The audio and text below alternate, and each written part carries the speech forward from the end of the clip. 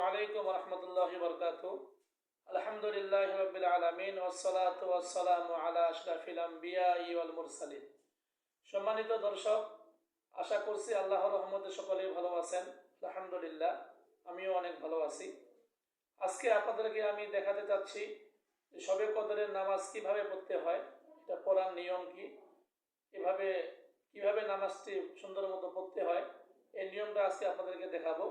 যারা আপনারা আমাদের ভিডিওর সাথে যুক্ত হয়েছেন, দয়া করে যারা এখনো চ্যানেলটি সাবস্ক্রাইব করেনি সাবস্ক্রাইব করবেন, সাবস্ক্রাইব করতে ভুলবেন না।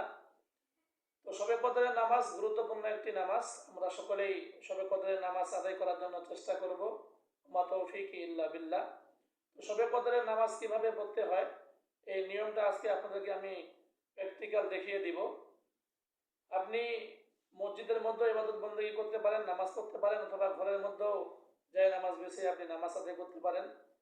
যখনই আপনি জায় নামাজ বিছিয়ে জায় নামাজের উপরে দাঁড়াবেন কেবলামুখী হয়ে, আর মনে মনে এই নিয়ত করবেন যে আমি শবে কদরের 2 রাকাত নফল নামাজ পড়ার নিয়ত করলাম।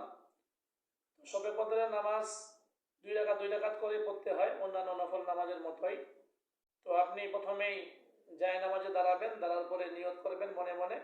এই মনের যে নিয়তটা আপনি করলেন মনে মনে, যে 2 রাকাত শবে কদরের নফল নামাজের আমি নিয়ত করলাম, এটাই নিয়ত। আরবিতে নিয়ত করার কোনো প্রয়োজন নেই। যখন আপনি নিয়ত শেষ করলেন, নিয়ত শেষ করে তাকবীরে তাহরিমা আল্লাহু আকবার বলে হাত বাঁধবেন। হাত বাঁধার পরে সানা পড়তে হয়, সুবহানাকা আল্লাহুম্মা ওয়া বিহামদিকা ওয়া তাবারাকা ইসমুকা ওয়া তাআলা জাদ্দুকা ওয়া লা ইলাহা গায়রুক।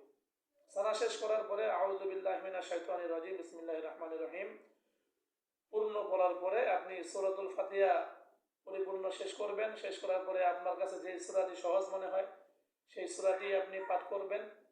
পাঠ করার পরে আপনি রুকুতে যাবেন।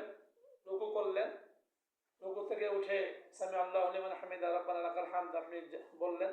বলার পরে আপনি সেজদায় চলে গেলেন। 2টি সেজদা আদায় করার পরে দ্বিতীয় রাকাতের জন্য দাঁড়ায় গেলেন। দ্বিতীয় রাকাতে আউযু বিল্লাহ বলতে হবে না, সূরা শুরুতে শুধু বিসমিল্লাহির রহমানির রহিম বলতে হবে।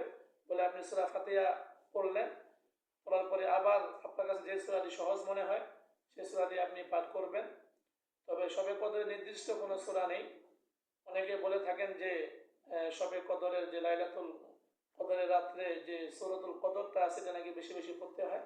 আপনি পড়লে পড়তে পারেন, কিন্তু ইসলাম আপনাকে বাধ্য করে না যে কদরের রাত্রে আপনাকে এই সূরাটি বাধ্যতামূলক পড়তেই হবে।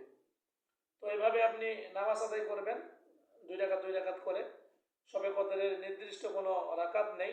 অনেকে রাকাত নিয়েও বলে থাকেন যে 8 রাকাত অথবা 16 রাকাত পড়তে হয় না, এরকম কোনো কথা নেই। আপনার সাধ্যে, আপনার আয়াতে যতটুকু আপনার কুলায়, অথবা আপনার শরীর যতটুকু আপনার লোড নিতে পারে আপনি অতটুকুই এভাবে 2 রাকাত করে নফল নামাজ আদায় করতে হবে। তবে এই বিষয়টা খেয়াল রাখবেন, নির্দিষ্ট কোনো নিয়ত বা দোয়া শবে কদরে নাই। তো আশা করছি আজকের এই ভিডিওর মাধ্যমে আপনারা শবে কদরে কিভাবে নামাজ আদায় করতে হবে এই বিষয়টি আপনারা বুঝতে পেরেছেন। সকলে ভালো থাকবেন, সুস্থ থাকবেন, এই কামনা করে আপনাদের কাছ থেকে বিদায় নিচ্ছি। আসসালামু আলাইকুম ওয়া রাহমাতুল্লাহি ওয়া বারাকাতুহু।